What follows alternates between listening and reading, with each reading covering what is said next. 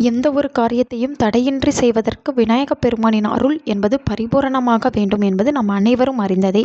அதனால்தான் எந்த ஒரு நல்ல காரியம் தொடங்குவதாக இருந்தாலும் முதலில் மஞ்சளில் பிள்ளையாரை பிடித்து வைத்து பிள்ளையாருக்கே முழு முதல் மரியாதை கொடுத்த பிறகுதான் நாம் அன்றைய விழாவையே நாம் நடத்த துவங்குவோம். அவ்வளவு முக்கியத்துவம் வாய்ந்தது விநாயகப் பெருமானை. கடன் நிவர்த்தி ஆவதற்கு எந்த முறையில் வழிபாடு செய்ய வேண்டும் என்பதை பற்றி தான் இந்த வீடியோவில் நாம் பார்க்க போகிறோம். விநாயகப் பெருமானுக்கென்று பல வழிபாட்டு முறைகள் இருக்கின்றன. அதில் சில வழிபாட்டு முறைகள் மிகவும் பிரசித்தி பெற்றதாக இருக்கிறது. அதிலும் குறிப்பாக கூற வேண்டுமென்றால் சங்கடகர சதுர்த்தி விரதம். சங்கடகர சதுர்த்தி அன்று விநாயகப் பெருமானை நினைத்து விரதம் இருப்பவர்களுடைய வாழ்க்கையில் இருக்கக்கூடிய சங்கடம் அனைத்தும் நீங்கும் என்பது நாம் அனைவரும் அறிந்த ஒரு விஷயமே. அதே போல தேய்பிறையில் வரக்கூடிய சதுர்த்தி நாளைத்தான் நாம் சங்கடகர சதுர்த்தி என்று கூறுகிறோம்.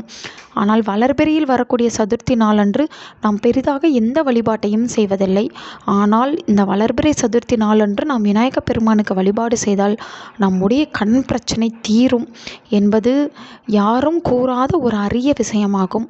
வளர்பிறை சதுர்த்தி நாளன்று விநாயகப் பெருமானை நாம் கண்டிப்பான முறையில் வழிபட வேண்டும். அப்படி நாம் வழிபடும்போது நம் வாழ்வில் பல நன்மைகள் நமக்கு ஏற்படும். கஷ்டங்கள் தீர சங்கடகர சதுர்த்தி நாளன்றும் மகிழ்ச்சிகள் நிறைய வளர்பிறை சதுர்த்தி நாளன்றும் விநாயகப் பெருமானை நாம் வழிபாடு செய்ய வேண்டும். அப்படிப்பட்ட வளர்பிறை சதுர்த்தி நாளன்று பசுவிற்கு ஒரே ஒரு பொருளை தானமாக நாம் அனைவரும் கொடுப்போம். அதுதான் அகத்திக்கீரை. அந்த அகத்திக்கீரையிலிருந்து அந்த அகத்தி இலைகளை மட்டும் தனியாக எடுத்து உதிர்த்து வைத்து கொள்ள வேண்டும். நாளைய தினம் 21/2/2026 யமகண்ட வேளையில் விநாயகப் பெருமானுக்கு முன்பாக 2 அகல் விளக்குகளை வைத்து அதில் இலுப்பை எண்ணெயை ஊற்றி சிவப்பு நிறத்திரியை போட்டு தீபம் ஏற்ற வேண்டும். என்னடா இவள் யமகண்ட வேளையில் தீபமேற்ற சொல்கிறார்களே என்று ஐயம் வேண்டாம். இவ்வாறு நீங்கள் செய்யுங்கள். உங்களுடைய கடன் பிரச்சனை எல்லாம் படிப்படியாக நிவர்த்தியாகும். பிறகு நாம் முதிர்த்து வைத்திருக்கும் அகத்திக்கீரையை எடுத்து ஓம் கம் கணபதியே நமக, ஓம் கம் கணபதியே நமக, ஓம் கம் கணபதியே நமக என்ற மந்திரத்தை கூறி 108 முறை விநாயகப் பெருமானுக்கு அர்ச்சனை செய்ய வேண்டும்.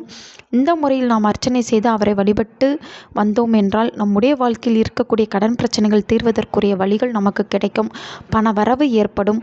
வளர்பிறை சதுர்த்தி நாளன்று இந்த முறையில் முழு நம்பிக்கையுடன் விநாயகப் பெருமானை நினைத்து வழிபட்டு அர்ச்சனை செய்து வருவர்களின் வாழ்க்கையில் கடன் என்ற பேச்சுக்கே இடமில்லாமல் போய்விடும். நல்லதே நடக்கும். உங்கள் நண்பர்களுக்கும் உங்கள் உறவினர்களுக்கும் இந்த வீடியோவை ஷேர் பண்ணுங்கள். அவங்களும் இதை பற்றி தெரிஞ்சுக்கிடட்டும். ஆன்மீகம் டிவி தமிழ் சேனலை சப்ஸ்கிரைப் பண்ணுங்கள்.